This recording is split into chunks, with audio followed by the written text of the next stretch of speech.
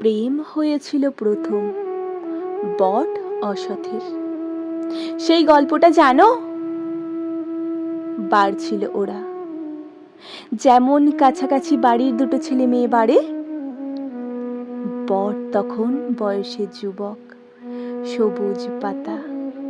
অসথেরও তাই, সবুজ পাতায় যুবতী যেন।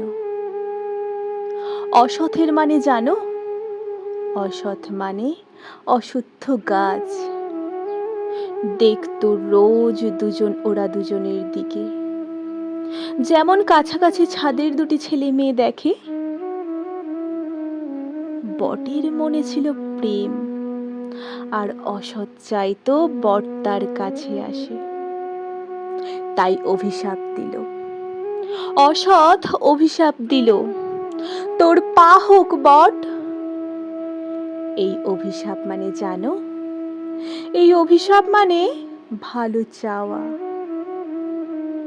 অভিশাপে ছিল জোর না বটের প্রেমে কেউ জানে না।